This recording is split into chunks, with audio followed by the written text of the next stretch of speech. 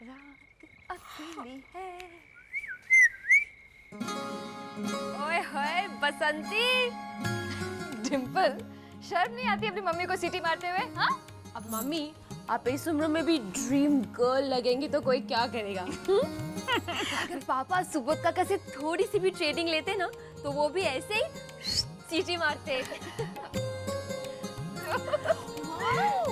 ये गजरा? अरे तुझे मालूम नहीं? लगता है तुझे बेबी बहन ने कुछ नहीं बताया। क्या? ये गजरा और ये साड़ी तेरे पापा ही लेकर आए हैं। क्या? कब, क्यों, कहाँ, कैसे? जल्दी से बताइए, ये ऐतिहासिक घटना कब हुई? वो डिम्पल, पूजा से पहले जब मैं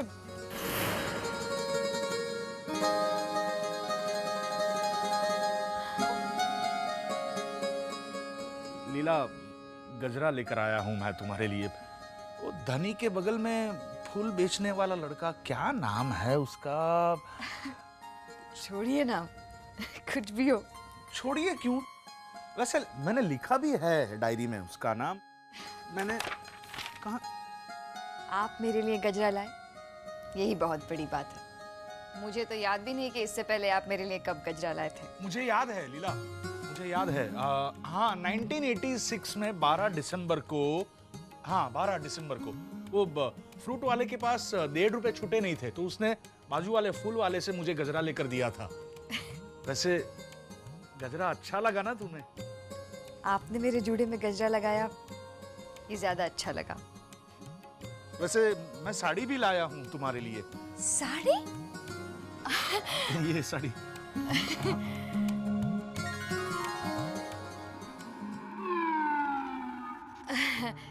ये sari parrot green. Baby Ben, आप ये पहन के देखिए भाभी, डबल हेमा मालिनी लगेंगी आप। मोटा भाई कह रहे थे कि इनका रोमांटिक मूड हो रहा है, तो बेबी सोच समझ कर बोलो। मेरा मतलब है कि इनके दिल में आपके लिए प्यार उमड़ रहा है। बेबी तो और क्या बोलूं, इनको आप पर लाइन मारनी थी।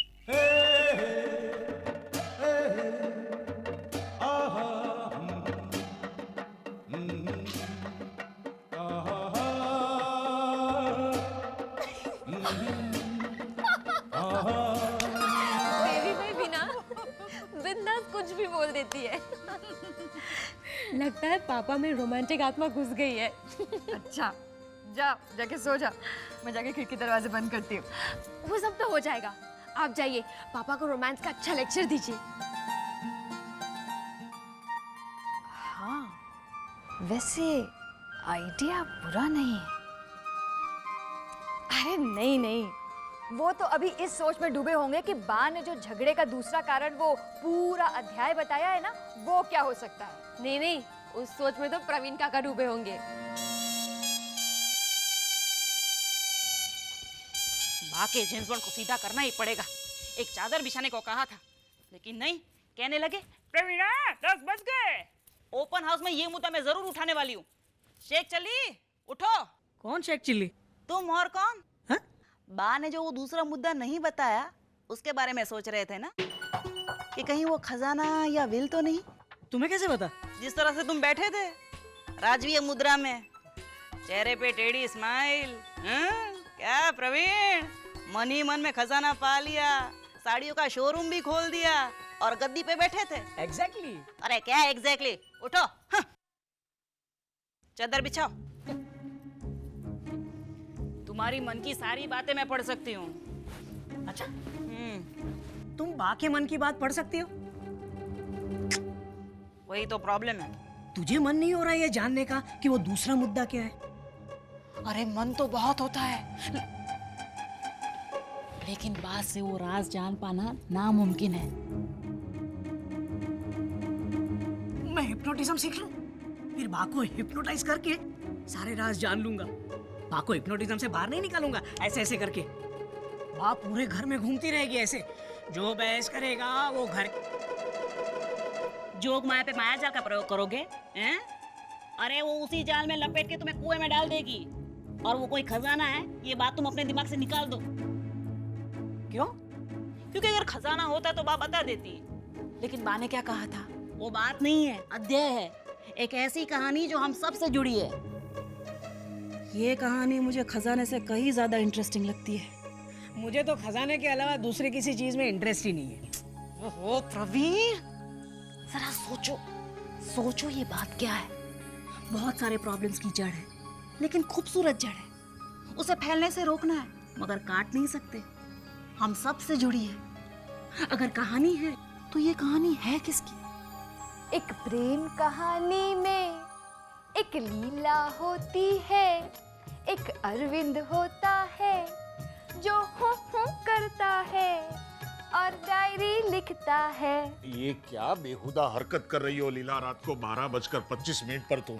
इसमें बेहुदा की क्या बात है? हाँ, शाम को आप रोमांटिक मूड में नहीं थे, अब मेरी बारी है। क्या मतलब? क्यों? शाम को मेरे बालों में गजरे नहीं लगाए थे? तो तुम मुझे ये घड़ी पहना दो।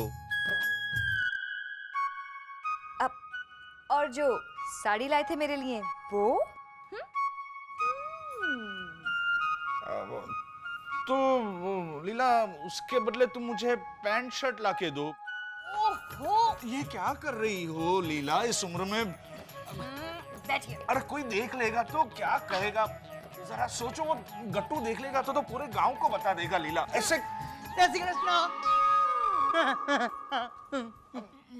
मैंने कुछ नहीं किया गट्टू। मैंने कुछ नहीं किया मीनाक्षी भाभी। गट्टू भाई, इस तरफ कैसे? वो बाय ना बा ऐसे वो है ना, चद्दर बिछा रही है ना, तो मैं तब तक घूम रहा हूँ इधर उधर, और सब लोग को ना मैं वो दूसरा अध्याय पूछ रहा हूँ। अध्याय, वो प्रवीण भाई भी वही सोच रहे हैं। मैं भी उसी के बारे में सोचना चाहता हूँ, लेकिन लीला मुझे सोचने दे तब ना। क्या वजह हो सकती है झगड़े की? मुझे मालूम है, वो वजह है ना, वजह वो एक स्टोरी है। किसकी? वो नहीं, वो है ना, वो मैं नहीं बताऊंगा, वो सीक्रेट है, सिर्फ मुझे मालूम है, मुझे। गट्टू भाई, नहीं सोचना चाहती थी मैं इसके बारे में, मगर आपने और गट्टू भाई ने मिलकर मेरी दिलचस्पी बढ़ा दी। वैसे अगर झगड़े का दूसरा मुद्दा ये कहानी है, तो ये कहानी है किसकी? मुझे पता है किसकी कहानी। आपको पता है सुबोध भाई? आपको पता है? बताइए ना। रहने दीजिए ना भाभी। अरे बोलिए ना सुबोध भाई। प्रेत आत्मा की। कुछ भी यहाँ सुबोध भाई। भूल गई आप? प्रेत आत्मा की कहानी। हाँ। मीनाक्षी, हाँ, तुझे पता है ना? और मुझे नहीं सुननी ऐसी कहानी। ये कहानी नहीं है, हकीकत है, हकीकत। 100 साल पहले इस घर में एक बुढ़ा रहता था। ये घर उसी का था। क्या नाम था भाभी उसका? कांजी भाई। कांजी भाई। उसने इस घर में आत्महत्या की थी। हाँ, और उनकी आत्मा इस घर में भूत बन के भटक रही है। और मैंने तो सुना है कि 100 साल बाद एकादशी के दिन वो जिंदा होकर पूरे घर में तबाही मचाता है। और आज तो 100 साल पूरे हो गए। और महीना भी वही है। और आज एकादशी भी है। अरे हाँ, आज तो एकादशी भी है। सुबोध भाई, वो करता क्या क्या है? वो पूरा घर वो सर पे उठा लेता है। सबसे पहले तो वो जोर जोर से दरवाजा पीटता है। दर दर दर दर दर दर। उसके बाद वो घर के अंदर आता है। फिर वो जोर जोर से हंसता है, चीखता है, आंगन में नाचता है, और जो मन को कमजोर है उसे पकड़ लेता है।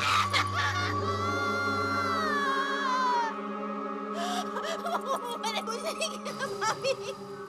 मानो कि वो खुशी गई है, मुझे नहीं पकड़े। हे भगवान, मैं क्या करूं?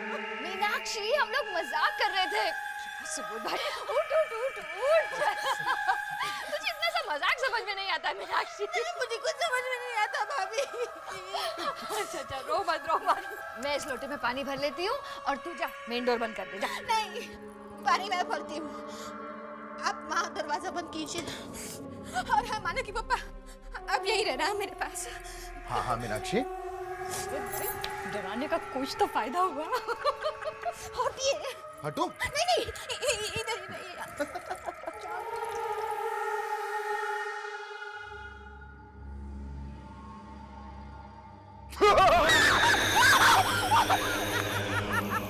सुबोध भाई, डरा दिया था आपने, मार दिया।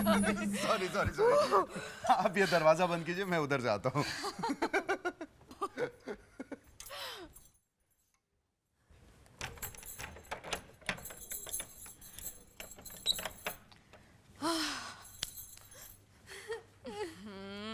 मीनाक्षी, अब क्या हुआ तुझे? आप भी डर गई थी ना। अरे डर तो लगेगा ना, मालूम है कोई भूत प्रेत कुछ नहीं होता, लेकिन ऐसे कोई सामने से आ जाए तो सुबह भाई अब नेक्स्ट टाइम ऐसा मत करिएगा आप। Good night.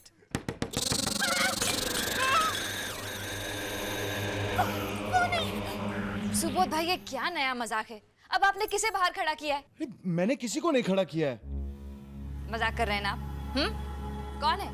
हेमल भाई है ना? नहीं नहीं नहीं, हेमल भाई नहीं हो सकते भाभी, वो तो मेरे सामने उनकी रूम में जाकर सो गए हैं। तो और कौन हो सकता है? दिवाली आ गई, दिवाली पटाखे फोड़ रहा है कोई। वाह। नहीं बेटा, कोई दरवाजा ठोक रहा है। इतनी रात को कौन हो सकता है? कौन है? कौन इतनी रात को इतनी जोर से दरवाजा ठोक रहा है? और तुम लोग खड़े क्यों हो? सुबोध, खोलो। जी बा। नहीं मानोगे पापा, बाहर कांची भाई का भूत है। उन्होंने 100 साल पहले यहाँ आत्महत्या की थी, उनकी ही आत्मा है बाहर। सफेद साड़ी पहन के ना, मुझे मालूम है। क्या कुछ नहीं बा, वो हमने इसके साथ मजाक किया था। मीनाक्षी तुम भी। तुम लोग आधी रात को इसके साथ ऐसा मजाक करते हो? बा लेकिन ये मजाक नहीं है। तो बाहर कौन है? बा कहीं बापूजी तो नहीं? नहीं, वो तो है ना, वो नशे से आए थे ना, तो मैं उनको उनके रूम तक लेके गया था, मुझे याद है। तो फिर कौन हो सकता है? दरवाजा खोलोगे तो पता चलेगा ना कि बाहर कौन है। मुझे पता है, मैं पूछूंगा ना तो जवाब देगा। ओम ओम ओम ओम ओम ओम ओम ओम ओम। भाई इसको है ना, कोई मिल गया, खेलने को नहीं आता, क्या फायदा। गट्टू, तू बस चल हट, मैं खोलती हूँ दरवाजा।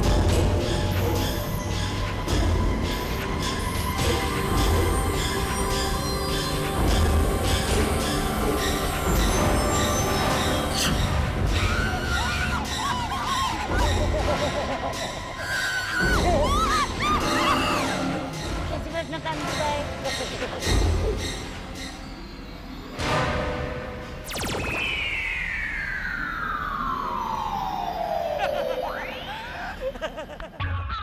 जो डर गया वो मर गया।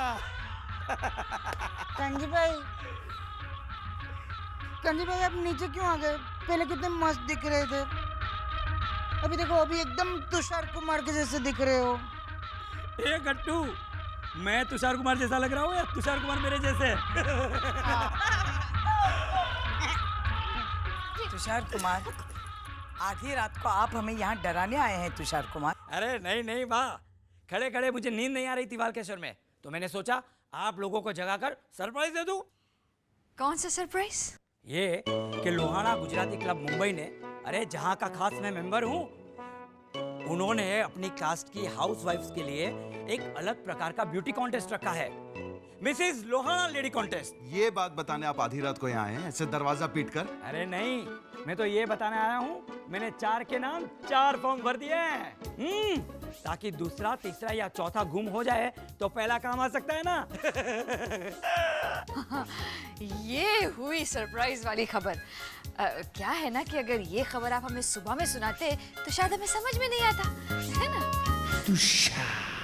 भाभी आप जोक सुना रही है ना?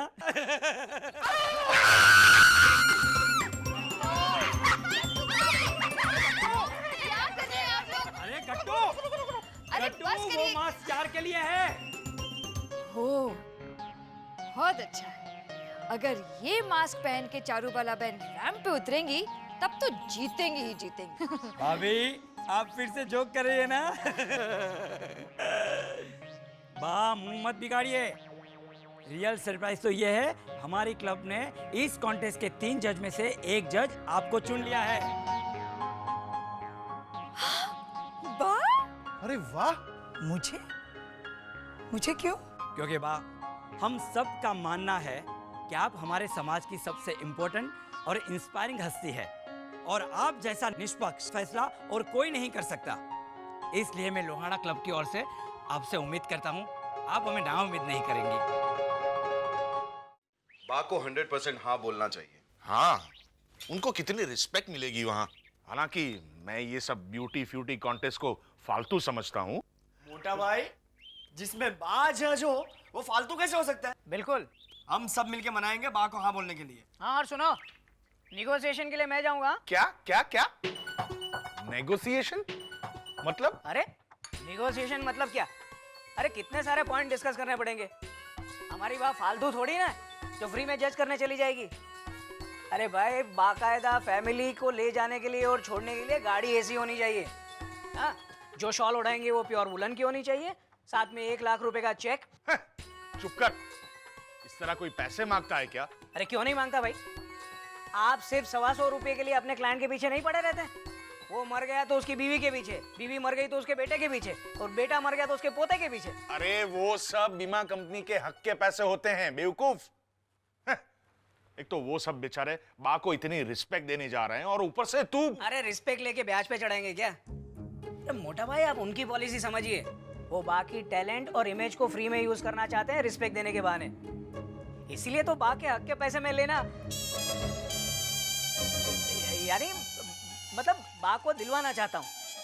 आप ये सब टेंशन छोड़िए मोटा भाई, मैं ये सब मामला फिट कर दूंगा, ठीक है? नहीं, सुन प्रवीण, सुन, तू पैसे की बात नहीं करेगा। अरे आप समझते क्यों नहीं है मोटा भाई? बा को कितनी मेहनत करनी पड़ेगी इन सबको जज करने के लिए। वो मोटी, दुबली, लंबी, नाटी, महंगी, सबको जज करना पड़ेगा बा को। हाँ सो तो है। हाँ तो, और जरा सोचिए मोटा भाई, वहाँ नरेश की बीवी भी आने वाली है, जो फुटबॉल जैसी दिखती है और जिसके 3 दांत बाहर हैं। वो बोलेगी, बाबू आपको जो भी सवाल पूछना है जरा फटाफट पूछ लेना और जवाब घर जाके रिचार्ज कर बापू से ले लेना। और मेरा जो फर्स्ट प्राइज है ना, वो मेरी मौसेरी मामी के मेरी ननन के वहाँ भिजवा देना, जहाँ गाय ने बछड़ा दिया है ना, समझे? उनको जज करना पड़ेगा। उसकी गाय को बछड़ा हुआ है? लिखे डायरी में। गए। अच्छा सुनो, अभी हम लोग प्लान बनाते हैं। हाँ, लेकिन पैसे के बाद। हाँ, वो ठीक है, वो देख लेंगे ना। इन शॉर्ट बा को हाँ कहना ही पड़ेगा। अरे भाभी, बा तो जज बनने के लिए एग्री हो गई है, लेकिन कंटेस्टेंट की एंट्री नहीं मिल रही है ना। क्यों? क्योंकि 4 जैसी सपोर्टिंग कोई नहीं है ना। जब उसे पता चला मैंने 350 एंट्री के लिए वादा किया है क्लब से, फौरन रेडी हो गई। अच्छा, वैसे लीला भाभी, आप 4 को कड़ी टक्कर दे सकती है। हाँ, लेकिन जीतेगी 4 ही। After all she is talented ना। हाँ, वो तो हमें मालूम है। आगे भाभी, लीला भाभी को लेके मार्केट में डर फैल गया है। एक ने तो यहाँ तक कह दिया, अगर लीला ठक्कर हिस्सा ले रही है तो वो फॉर्म ही नहीं भरेगी, विनर तो वही होगी ना। अब आप लोग इतना इंसिस्ट कर रहे हैं तो भर देती हूँ मैं फॉर्म। बिल्कुल भरिए भाभी, ये लीजिए फॉर्म।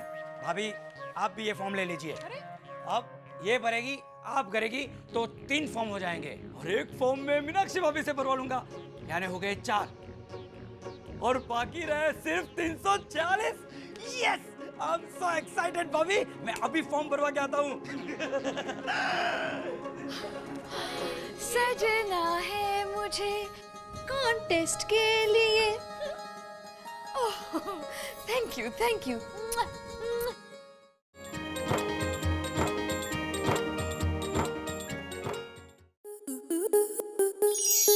स्टार प्लस के ऐसे ही और बेहतरीन लम्हे देखने के लिए सब्सक्राइब करें हमारे YouTube चैनल को।